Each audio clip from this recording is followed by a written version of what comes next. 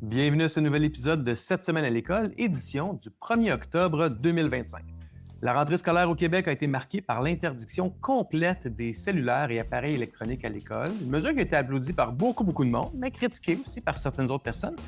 Mais ça met en lumière un enjeu beaucoup plus grand que la simple dépendance aux écrans ou les enjeux de socialisation que nos jeunes auxquels ils font face. Donc, est-ce qu'on protège vraiment bien nos jeunes ou est-ce qu'on rate une occasion de les préparer à la vraie vie numérique et la vraie vie de demain? Avec Caroline Coiré, intervenante psychosociale à la clinique Pas à Pas, on va aller au-delà du débat habituel pour explorer ce que ça veut dire concrètement d'accompagner nos jeunes dans leur rapport aux écrans. Et pour notre entrevue de la semaine, on reçoit la charmante Élise Marquis, qui devient ministre de l'Éducation d'un jour. Mais avant de plonger dans notre grand sujet sur les écrans, on va aller faire un petit tour d'horizon de l'actualité éducative de la semaine.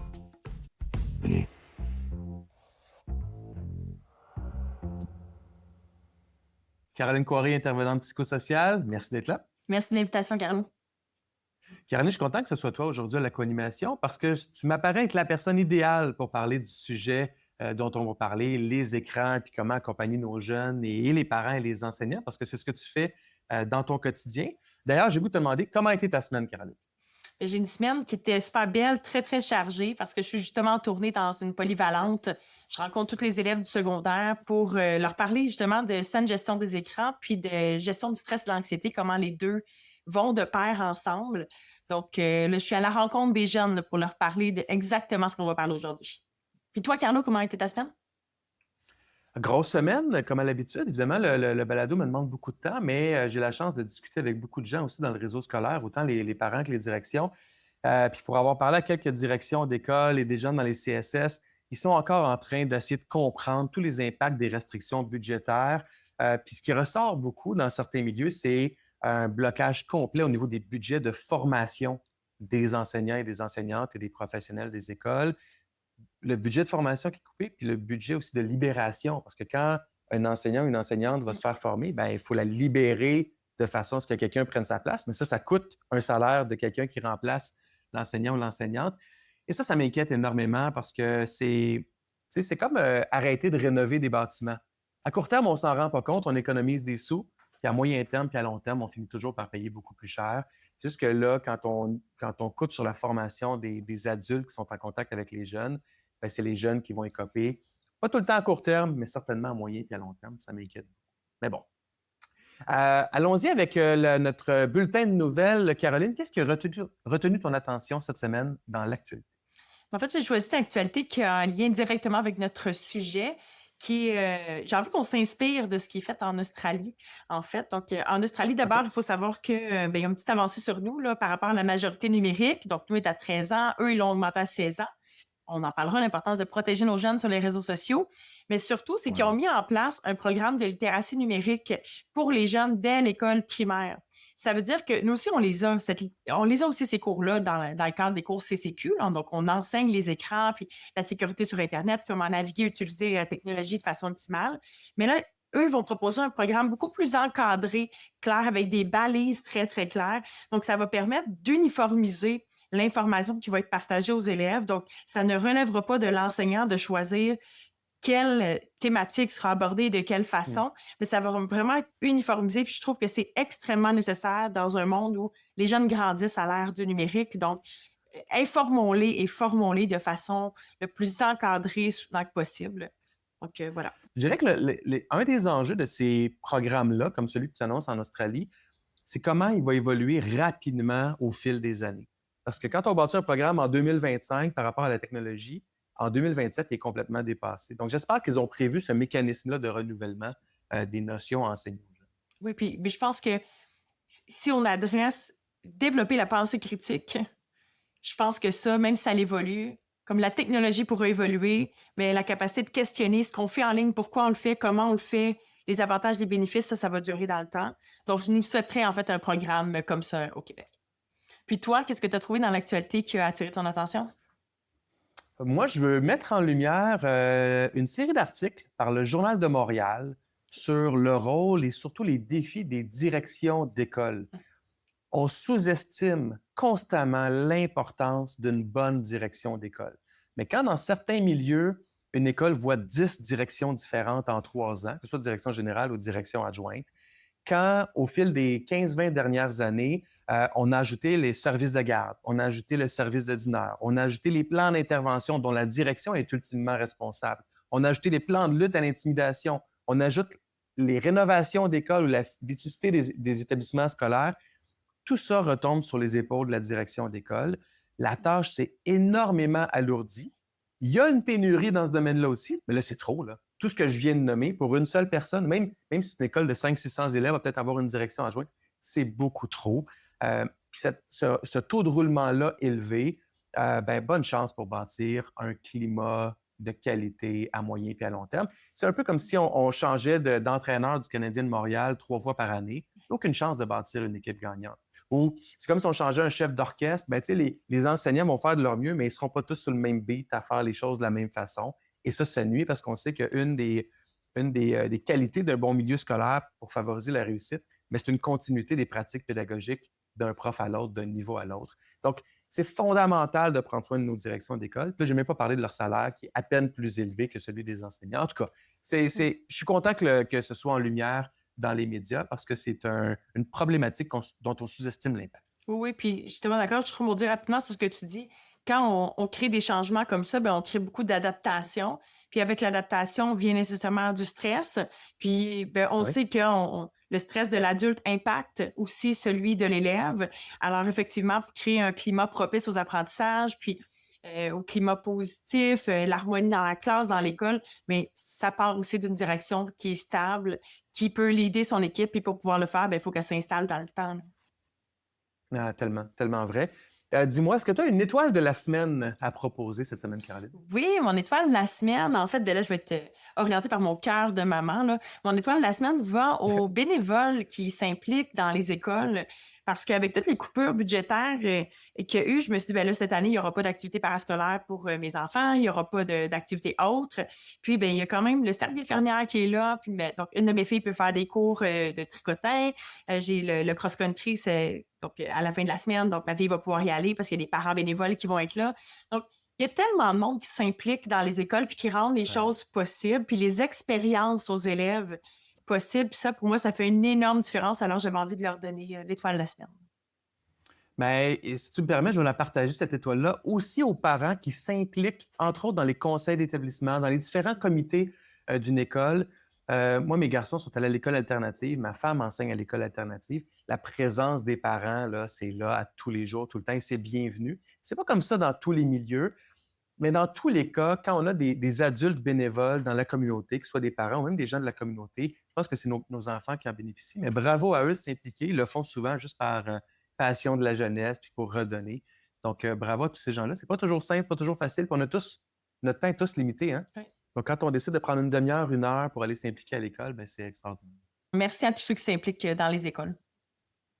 Absolument. Caroline, on se retrouve dans 30 secondes pour notre thème de la semaine.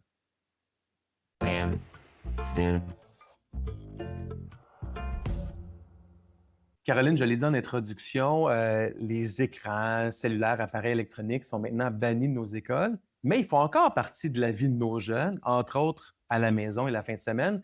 Toi qui as rencontré des jeunes cette semaine, qu'est-ce que tu as observé par rapport à ça? D'abord, j'ai observé que les jeunes sont tellement plus réceptifs pour en parler que ce qu'on le dit. On a souvent tendance à croire que les jeunes ne veulent pas qu'on leur en parle. Non, non, ils veulent pas qu'on les chicane sur ce qu'ils font sur leur Mhm. appareil. D'abord parce que c'est incohérent, parce que l'adulte gère pas nécessairement mieux son appareil que l'adolescent. Donc, c'est une réalité qui est partagée pour tout le monde. Mais dans une approche qui est vraiment, là, j'y allais pour leur donner de l'information, pour les aider à utiliser les écrans de façon le plus optimale que possible. Je leur dis toujours, c'est le max de fun avec le moins d'impact que possible. Donc, dans ce sens-là, les jeunes étaient tout oui.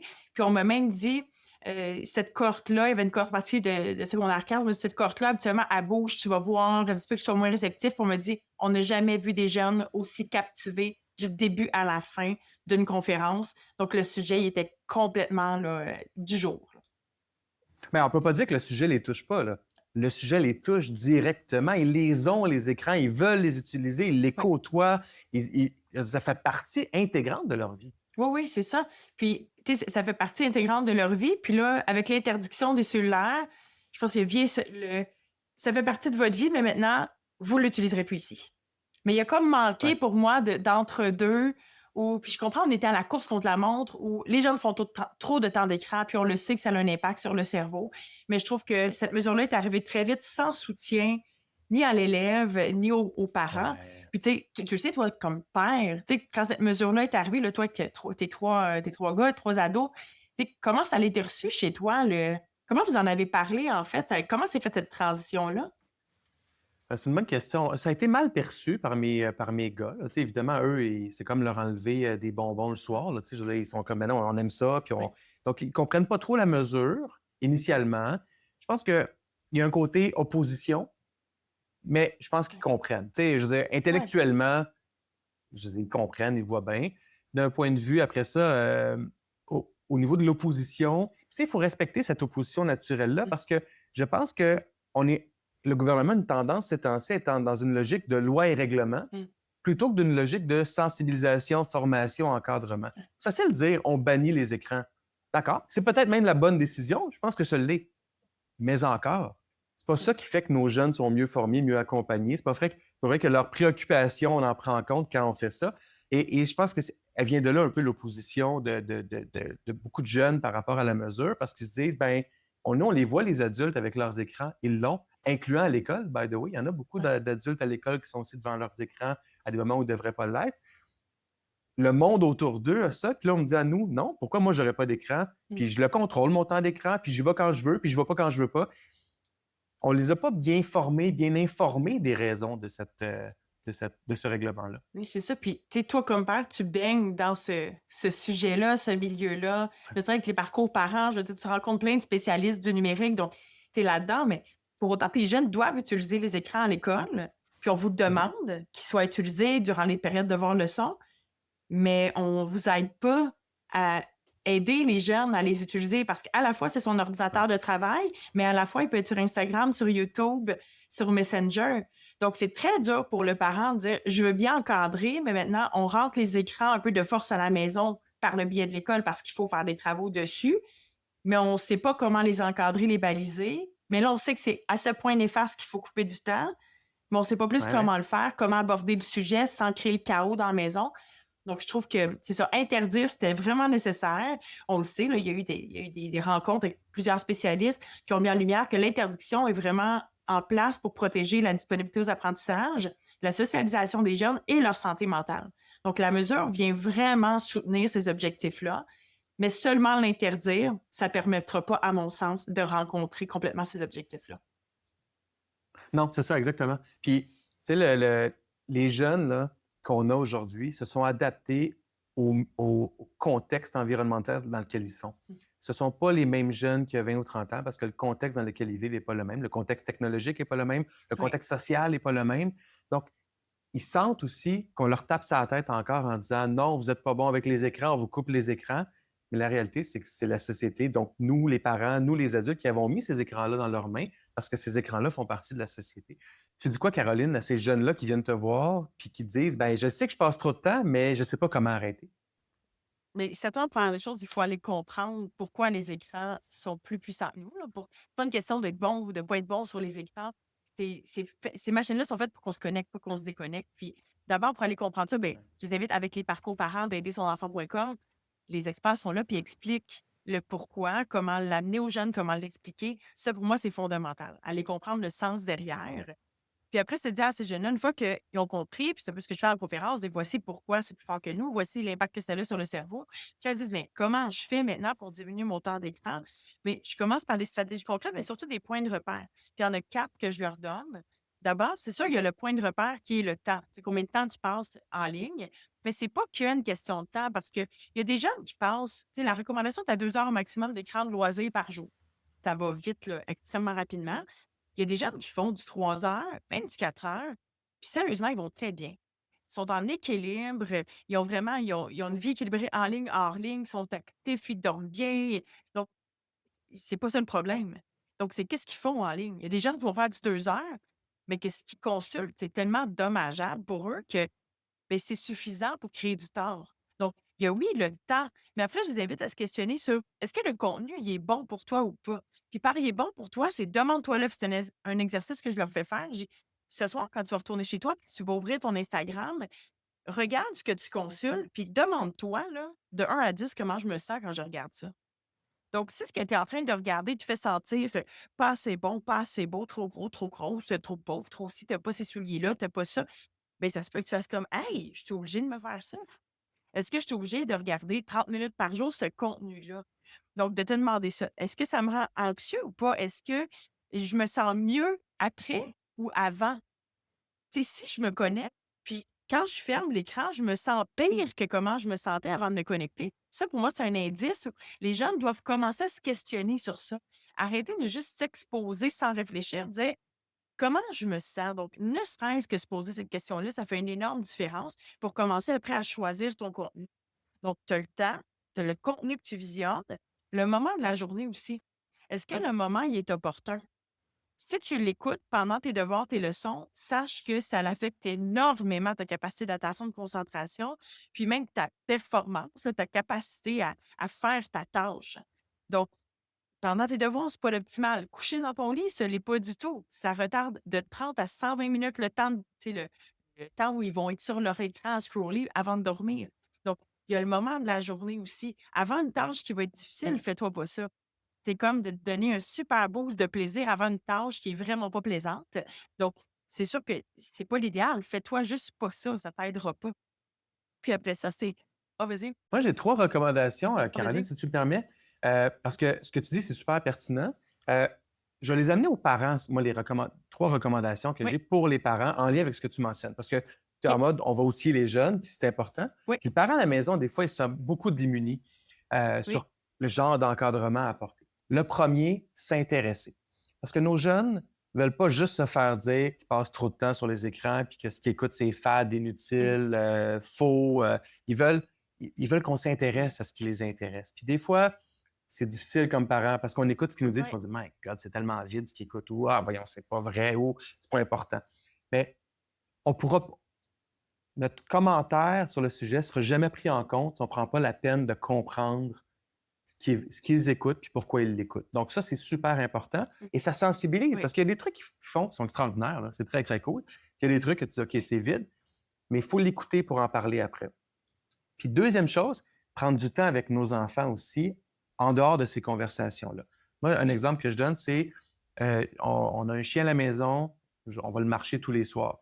Bien, dans cette marche-là, avec un de mes gars le soir, on discute. Puis on discute de tout et de rien. Puis une fois de temps en temps, il y a un sujet qui vient, que moi j'amène ou que mon enfant amène, qui touche quelque chose comme ça. Les écrans, quelque chose qu'ils ont vu. Je peux le nommer, moi. Hey, j'ai vu ça, puis j'ai pas trouvé ça vraiment intelligent. Ça me fait sentir les comme écrans. ci, comme ça, ou Hey, c'est pas une vraie nouvelle, t'as-tu remarqué? Mais là, c'est pas fait en mode répression, c'est fait en mode discussion. Ouais. Et nos enfants sont brillants, là. Ils comprennent le message.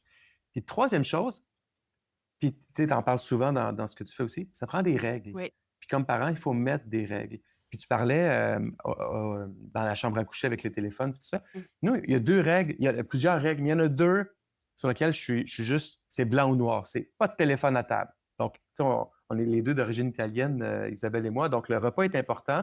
Il dure pas éternellement le repas, mais on mange ensemble, puis jamais oui, de téléphone à table. Puis des fois, moi aussi, j'ai le goût de le sortir pour valider une information, puis c'est je sors pas. Ou mon gars va le sortir, je dis non, pas de téléphone à table. Puis là, je répète, pas de téléphone à table, pas de téléphone à table.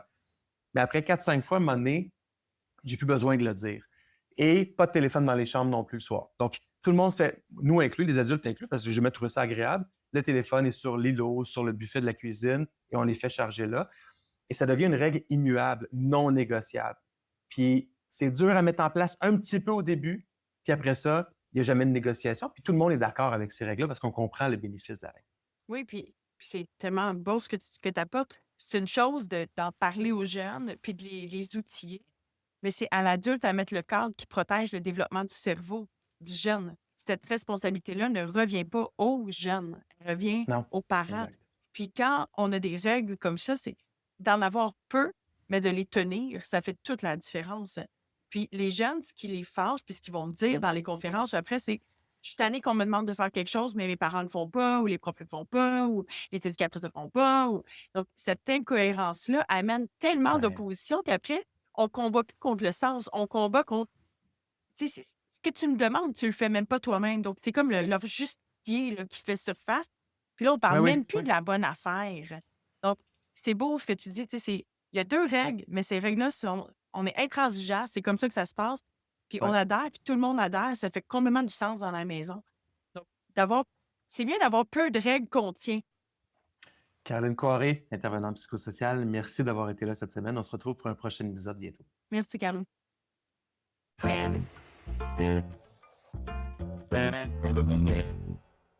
Elle fait partie du quotidien des familles québécoises à la télé comme à la radio. Et aujourd'hui, elle enfile un nouveau rôle, ministre de l'Éducation d'un jour. Élise Marquis, bonjour. Bonjour, j'ai mis mes lunettes pour l'occasion. Je suis ministre. Ah, ça donne un look plus sérieux. Tu penses Je que tes trouve. réformes vont mieux passer, Je hein? pense que oui. Oui. Élise, on te connaît depuis longtemps. Tu es dans le quotidien des gens de mon âge depuis que je suis enfant. Quand toi, tu as à te décrire ou si tu as à te présenter à un étranger, tu es en voyage, tu te décris comment une phrase? Tu te présentes comment? On y va souvent avec notre métier. Hein? Je dis que je suis animatrice. C'est ce que je Animatrice? dis. Oui. Mais si je me présentais à quelqu'un qui a le temps, je dirais que je suis d'abord une mère, ensuite une fille, ensuite une amie et ensuite une animatrice. Une mère, une fille, une amie Oui. et une animatrice. Ça, Voilà. c'est bon. OK. Élise, souvent, les réformes de nos ministres de l'Éducation sont teintées de leur passage eux-mêmes à l'école. Oui. T'étais quel genre d'élève, puis quelle émotion tu ressens quand tu repenses à ton primaire et à ton secondaire? On se connaît quand même un peu, Carlo. J'ai envie de te faire deviner. J'étais quel genre d'élève d'après toi? Ah, t'étais une élève studieuse, à ton affaire, toujours souriante, aimée des enseignants, enseignantes. Tu dois avoir un beau cercle d'amis aussi, du plaisir, hop la vie, contente d'étudier, contente d'avoir des examens, contente d'avoir des bonnes notes, contente quand tes amis avaient des bonnes notes, tu devais aider ceux qui n'avaient pas des bonnes notes. Hey, c'est pas mal ça. J'étais une première Ça va, de classe. J'ai adoré l'école. C'est vrai qu'il y avait un système d'ange gardien, nous, au primaire. Puis donc, ceux qui avaient plus de facilité aidaient les autres. Moi, j'étais un des anges gardiens. Ouais, moi, j'ai aimé mon parcours à l'école. Oui, il y avait une petite anxiété de performance, mais quand même, c'était fait pour moi. Je réussissais bien. J'aimais étudier. Puis j'étais performante, ouais. Puis ce que les gens ne savent pas de toi, c'est aussi que tu es en train de compléter une maîtrise aussi en enseignement des arts dramatiques au secondaire, si je oui. ne me trompe pas. Pas au secondaire, Donc, mais en général, ah, ouais. donc, tu as quand même aussi, je ne sais pas si c'est un projet de vie, mais tu aimes assez l'école pour dire, je vais faire un diplôme qui me permettrait d'enseigner. Hein. Oui, puis je pense que le plus fun dans ça, c'est étudier. Tu sais, c'est ça que j'aime le plus. Être à l'université, avoir des cours, discuter, apprendre des affaires. Enseigner par la suite, je ne sais même pas si je vais le faire, mais étudier, c'est ce que j'aime. Mais là, tu ne sais pas si tu veux enseigner, mais j'ai une bonne nouvelle pour toi. Oui. Le premier ministre lui-même t'a appelé hier soir et t'a dit, Madame Élise Marquis, je vous nomme ministre de l'Éducation d'un jour et ça commence demain matin. Parfait. Là, te connaissant, tu as ouvert tes livres, tu as étudié, tu t'es préparé, tu es arrivé, c'est ça. Tu es arrivé au bureau ce matin. Avec mes feuilles. Dit, avec tes feuilles, puis tu es arrivé Oui. avec des muffins pour tout le monde. Oui. Là, ton équipe politique t'attend, les fonctionnaires t'attendent, les journalistes au bord de la porte sont comme « Oh my God, c'est Élise, on est donc bien contents, on l'aime, on veut entendre quelle est sa première réforme. » Voilà. Ministre de l'Éducation, Élise Marquis, qu'est-ce que vous annoncez ce matin? Ben, je vous annonce que le premier ministre m'a donné un budget illimité, hein, parce que pour mes réformes, ça prend ça, parce que j'aime les enseignants et enseignantes et je sais qu'ils en ont par-dessus la tête. Donc moi, là, avec mes réformes, je veux pas leur en mettre plus dans leur panier. Donc, comme il y a un budget illimité, ben il va y avoir plein d'intervenants pour réaliser tous mes souhaits. OK? On part avec Quel ça. genre d'intervenants, là? C'est quoi les autres personnes là, que tu ajoutes? Ben, plein d'enseignants dans plein de domaines. OK? Des experts, en fait.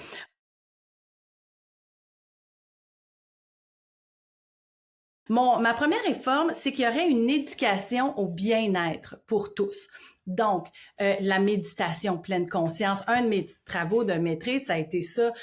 Comment la pleine conscience, ce qui est une forme de méditation vraiment simple, là, comment ça peut aider dans l'enseignement des arts, mais ça pourrait aider dans tout. Et du primaire au secondaire, ça s'enseigne différemment. Tu sais, au primaire, ça peut aider à bien communiquer, régler les conflits, je me calme, réguler les émotions et jusqu'au secondaire. Alors, comment ça, c'est-tu 5 minutes tous les matins ou à chaque changement de période ou un 45 minutes le vendredi avant le week-end? Ça sera à voir. Mais pour moi, ça serait important qu'on apprenne à réguler nos émotions dès notre plus jeune âge. Puis l'école, je trouve que c'est un bon milieu pour faire ça. Absolument, absolument. Et je voudrais aussi que les enseignants puissent en bénéficier, qu'eux aussi aient un enseignement pour eux, pas pour bien l'enseigner, pour bien décompresser, là. Tu sais, c'est quelque chose, là, enseigner à une classe d'élèves, là, même s'ils sont fins, même si on est passionné, c'est beaucoup, là, les devoirs. Toujours penser à inventer des nouvelles façons d'enseigner pour pas que nous, on soit blasés, pour pas que les élèves soient blasés. Alors, la pleine conscience pour les enseignants aussi. Mais c'est quoi? Il y a la recherche a démontré, il y a des métiers comme ça, comme enseignants, travailleurs sociaux, infirmiers, policiers, qui sont en contact avec la détresse humaine à différents niveaux au quotidien. Ça vient de ce qu'on appelle la lassitude de compassion, la fatigue de compassion, qui crée une surcharge émotive très, très grande, puis qui est dure. Puis l'adulte qui vit ça doit développer ses compétences socio-émotionnelles pour justement être capable de gérer ces grands défis-là. Exactement, oui. Puis ne serait-ce que d'être capable d'être bien dans notre vie personnelle pour être capable de se recharger. Parce qu'à un moment donné, la batterie, elle se recharge plus. Alors, il faut apprendre comment créer de l'espace à l'intérieur pour pouvoir se recharger. Donc, ce que je comprends, c'est que tu fais venir des experts qui vont aider les élèves par, entre autres, la méditation de pleine conscience à développer ces outils-là. Et en plus, tu formes et t'accompagnes les adultes à l'école pour qu'eux aussi développent les mêmes outils. Ben exactement. Puis si l'enseignant a envie de le faire, ce 5 minutes-là, ce 15 minutes-là avec les élèves, pas besoin d'un expert, c'est correct, mais je veux juste pas leur en mettre trop. Mais idéalement, ça serait l'enseignant qui le ferait, mais ça peut être un expert là, s'ils n'ont pas le temps. Mais cette mesure-là ne coûte pas si cher. Hein? C'est loin d'être irréaliste que d'avoir peut-être 50 millions que ça coûte pour faire ça. Là. Bon, c'est accepté? C'est accepté. Parfait, merci. Deuxième, là, je suis pas sûre que ça va être accepté, mais c'est pas mon plus important, mais il est important pour moi. J'aimerais que les enseignements à l'école soient reliés plus à la vraie vie. J'aimerais qu'il y ait des cours à l'épicerie, comment lire une étiquette, comment faire un menu qui coûte pas cher, comment consulter les circulaires, puis se faire une épicerie. Là, on est plus au secondaire, là, je comprends, mais même pour les petits, tu sais, on regarde qu'est-ce qu'ils aiment, les barres tendres. Mais oh mon Dieu, il y a beaucoup d'ingrédients dans celle-là, puis dans celle-là, il y en a moins. Tu sais, apprendre que les enseignements soient reliés à la vraie vie, finances personnelles, c'est encore au secondaire, comment faire un budget, les fraudes, l'impôt. Moi, la première fois que j'ai vu un rapport d'impôt, j'avais jamais entendu parler de ça. Puis les jeunes, ils commencent à travailler là en sortant du secondaire, souvent. Absolument. Le logement, les assurances, un bail, qu'est-ce que c'est? L'éducation à la sexualité, il y en a, mais moi, j'en ferai encore plus. Les premiers soins, RCR, je sais qu'il y a certaines écoles qui offrent ce cours-là. Est-ce qu'on pourrait demander à tous les jours de lire 1 ou 2 articles de journal? D'actualité, exactement. Il y a ça aussi qui, pour moi, relie à la vraie vie. Et mon dernier, c'est mon plus important. Mais attends, cette deuxième mesure-là, parce que là, tu m'as dit, Carlo, elle sera peut-être pas acceptée. Oui. Je pense que, puis pour avoir eu déjà plusieurs ministres de l'Éducation d'un jour, cette idée-là, que tu amènes un peu différemment, mais qui a un tronc commun de enseigner la base de la vie. La cuisine. Exact. Louis-François Marcotte, il disait, enseignons la cuisine, les enfants devraient être capables de faire des pâtes, de faire une sauce. La couture. Les jeunes sortent au secondaire et vont se faire offrir une carte de crédit en 43 secondes. Oui, c'est ça. Ils vont être capables d'utiliser, mais ils savent pas comment économiser 100 $ puis l'investir à la bourse ou l'investir dans des fonds communs. Exact. Donc, il y a des lacunes dans ce qui sert vraiment dans la vie que l'école a un rôle à jouer. Puis le cours d'économie familiale là, qu'on avait. Oui. Moi, je l'ai eu, ça. Il revient souvent comme commentaire, ça. Donc, t'es pas dans le champ, je pense que c'est possible. OK, merci. Mais on dit toujours, tu sais, c'est aux parents de faire cette éducation-là. Je comprends, mais je trouve que l'école c'est pas tous les parents qui sont bons en cuisine, qui sont bons pour faire un budget, tu sais. Donc, je pense que ça pourrait être inséré et enseigné à l'école. Parfait. Mon autre, là, j'aimerais qu'il y ait plus de liens avec la communauté. qu'il y ait des projets citoyens dès le primaire. Quand ma fille était toute petite, j'ai été pendant quelques années porte-parole de la popote roulante. On allait porter des repas à des gens, surtout des personnes âgées, mais des gens dans le besoin. Et une journée, ma fille est venue avec moi dès 9 heures le matin, elle a rempli les soupes, puis on est allé porter les repas aux gens, puis on va porter le repas, mais on reste jaser un peu. Là, je pense que c'est peut-être ça qui fait encore le plus de bien, tu sais, d'avoir de la visite. Ouais. Et on était dans l'auto, on s'en revenait, on parlait pas, moi et ma fille, après toute la journée.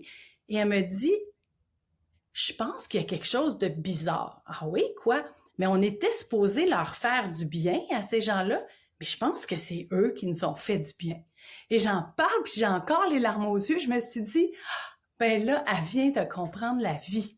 Comment ça fait du bien d'aller au-devant des autres, même s'ils sont différents de nous, surtout s'ils sont différents de nous, être ouvert, apprendre à les connaître, aider si on peut, mais au moins avoir une ouverture. Et ça, je pense que elle l'aurait jamais réalisé avec de la théorie. Il fallait qu'elle le vive. Est-ce que les petits, ils peuvent aller... Tu sais, ils font des fois des cartes de Noël pour les gens dans les centres de personnes âgées qui sont seuls. Mais est-ce qu'ils peuvent aller les porter puis jaser avec eux? Je comprends qu'il y a le risque de virus et tout, mais tu sais, de trouver des façons qui touchent à ça. Un autre exemple rapidement, au secondaire, chaque classe avait un organisme et ils devaient acheter des produits pour Noël aux gens qui bénéficient de cet organisme-là. Puis une année, c'était un centre pour les femmes en situation d'itinérance. Alors nous, on avait pigé des soins d'hygiène, on a acheté ça, elle l'a porté, elle l'a mis dans la boîte, mais c'est tout. Est-ce que la directrice de ce centre aurait pu venir à l'école avec une ou deux bénéficiaires? Est-ce que quelques filles auraient pu aller donner un coup de main? Tu sais, ça peut être aussi simple que, hey, aujourd'hui, on s'en va nettoyer le parc, ou on aide le concierge, on nettoie l'école, tu sais, juste de se mettre dans la peau des autres, d'aller à la rencontre de l'autre. Parce que ces projets-là ont un potentiel pédagogique extraordinaire aussi. Oui. Tu peux faire, tu sais, si tu écris une lettre, tu demandes aux élèves d'écrire une lettre ou un courriel à la directrice d'un centre pour personnes âgées qui en proposant une activité, c'est du français, mais c'est du français significatif. C'est signifiant pour l'enfant ou pour l'ado d'écrire ça. Oui. Puis, ça revient à ta deuxième idée, la vraie vie. Oui. La vraie vie, là, elle se passe pas dans une salle de classe pour l'élève, là. La vraie vie, c'est en dehors de la salle de classe. Donc, d'être capable de transposer cette communauté-là, mais ailleurs dans la communauté, je pense qu'on rejoint un paquet d'objectifs, là, d'aider nos jeunes à devenir des citoyens qui se préoccupent des autres, pas juste de leur nombril, puis qui les aident, puis qui mettent à profit des connaissances et des compétences. Ça se tient, ce que tu proposes, ça se tient? Ben merci, là, surtout avec un budget illimité, je trouve que j'ai été chanceuse d'avoir cette opportunité. Ben, Carl, moi, je revenais avec ta notion de budget, là. Tes idées coûtent pas si cher. Pierre Lavoie me disait qu'il voulait transformer toutes les polyvalentes en petites écoles de 250 élèves. OK. Ça coûte cher. Ouais, OK. Oui. Toi, tes idées de rajouter du monde, ça coûte cher, mais pas tant. Des activités pédagogiques à l'extérieur de l'école, ça peut se faire à coût nul. Il y a pas, à part le transport, là, quand on a besoin de transport, mais ça peut se faire à coût nul. Non, tes idées sont réalistes, pas trop dispendieuses. Puis moi, je mets mon étampe de Carlo approuve. Merci, je suis très contente.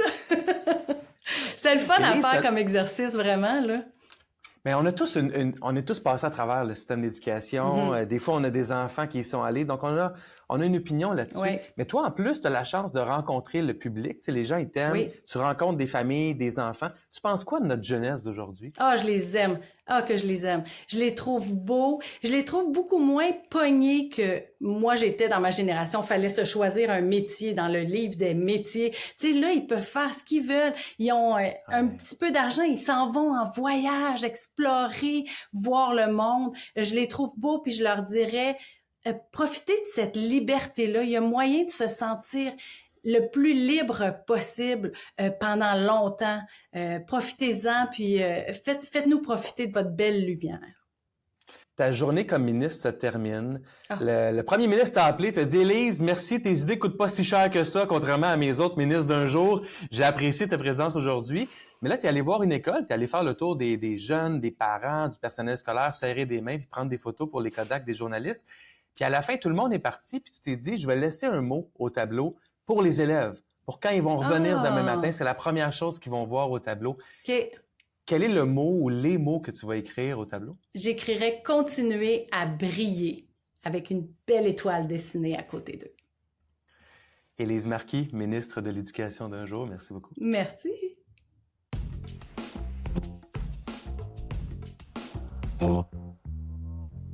C'est déjà tout pour l'épisode de cette semaine à l'école. Merci à Caroline Coiré, ma co-animatrice. Merci aussi à Élise Marquis d'être devenue ministre de l'Éducation d'un jour. Vous avez des questions ou des commentaires ou vous voulez nous partager votre réalité, vous pouvez le faire au balado@grandpossible.com. D'ailleurs, merci aux enseignants qui ont communiqué avec nous suite à notre épisode sur le TDAH, où Céline Lamy disait, entre autres, l'agitation seule n'est pas suffisante pour diagnostiquer un TDAH. Les histoires comme ça en classe, il y en a beaucoup. Il y en a 2 qui m'ont été communiquées. Un élève qui était très dérangeant avec son crayon et son efface, mais finalement, c'était de l'anxiété créée par une situation de cours d'école où l'élève avait reçu un ballon. Ça sonnait comme de l'hyperactivité, mais dans les faits, c'était pas ça, c'était de l'anxiété liée à une potentielle blessure. Et dans un autre cas, un élève qui était en évitement, donc on pouvait penser peut-être à l'inattention. Ben non, c'est un élève qui a des difficultés ou des troubles d'apprentissage, qui préférait éviter la tâche que de faire face à la tâche et probablement de vivre un échec encore en mathématiques ou en français. Donc, merci pour ces partages-là, ils sont toujours très appréciés et ça permet de mieux nourrir nos prochains épisodes. Alors voilà, c'est tout pour cette semaine. On se retrouve mercredi prochain pour un prochain épisode de Cette semaine à l'école. Bye tout le monde.